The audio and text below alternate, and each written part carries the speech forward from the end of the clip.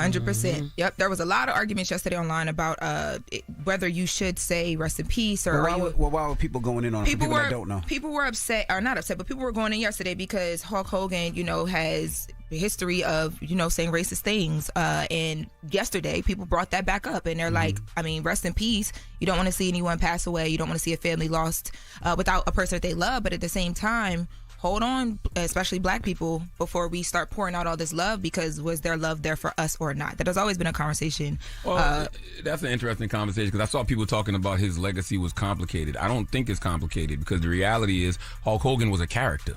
So you can like the character of Hulk Hogan, but Terry Bollea was a real person. That's his actual name, and that person definitely had made some very racist comments. So you can like Hulk Hogan the character, but you can still acknowledge that Terry Bollea said racist things.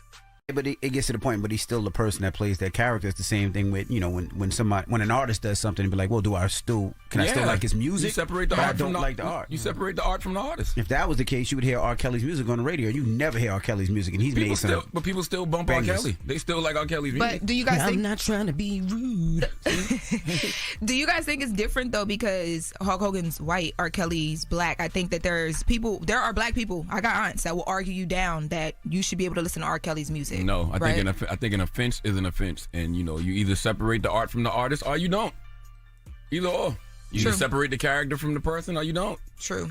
Yeah, I think it's different when they look at, like you said.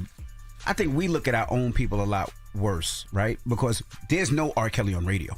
There's hardly R. Kelly on I'm not trying to certain be rude. stations. I have not heard. You won't hear R. Kelly on a lot of stations.